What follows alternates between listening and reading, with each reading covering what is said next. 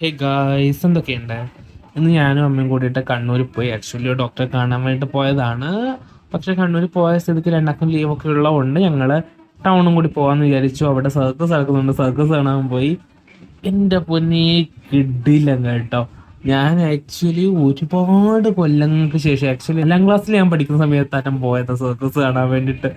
ഇപ്പോഴെന്നിട്ട് പോകുന്നത് നല്ല രസമായിരുന്നു. ഡാൻസും കാര്യങ്ങളും അവരുടെ പെർഫോമൻസും കാര്യങ്ങളും ഒക്കെ കാണാൻ വേണ്ടിയിട്ട് കണ്ടുകൊണ്ടിരിക്കുമ്പോൾ ചില സമയത്ത് അമ്മ ഇങ്ങനെ സൈഡിൽ നിന്ന് പ്രാർത്ഥിക്കുന്നതൊക്കെ കാണുന്നത് കേട്ടോ.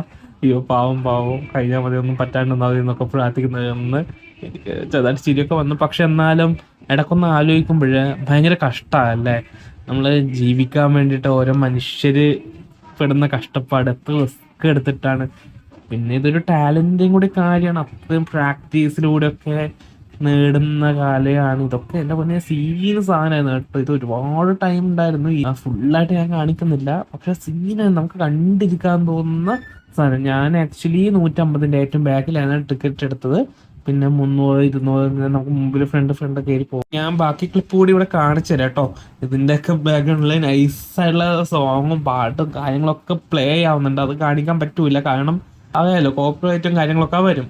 പക്ഷെ ഇനി എല്ലായിട്ടും സീനായിരുന്നില്ല. പക്ഷെ ലാസ്റ്റ് ആയപ്പോഴേക്ക് ബോറടിക്കുന്ന കുറച്ച് കാര്യങ്ങളൊക്കെ ഉണ്ടായിരുന്നു. ഏറ്റവും ക്ലൈമാക്സ് ഞാൻ കണ്ടില്ല, കാരണം ആ സമയത്ത് എൻ്റെ ഫ്രണ്ട് 2 ടിക്കറ്റ് അയച്ചു തന്നു. അവന് പോകാൻ പറ്റാത്തതുകൊണ്ട് സിനിമക്കുള്ള 2 ടിക്കറ്റ് ആയിരുന്നു.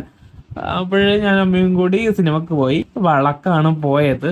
കണ്ടവർക്കായിരിക്കും, ഞാൻ ഒന്നും പറയുന്നില്ല അതിനെ പറ്റിയിട്ട്. ഓക്കെ, അയ്യോ ഇതൊക്കെ സീന് സാധനമായിരുന്നു കേട്ടോ. എൻ്റെ മുന്നേ അവിടെ വന്നിട്ട് എന്തൊക്കെയായിരുന്നു. അയ്യോ, നമ്മളിങ്ങനെ എക്സൈറ്റഡ് ആയിട്ട് വിളിച്ചിരുന്ന് പോവും. പിന്നെ ഡാൻസ് പെർഫോമൻസ് ഒക്കെ ഉണ്ട്, കിടില സാധനം.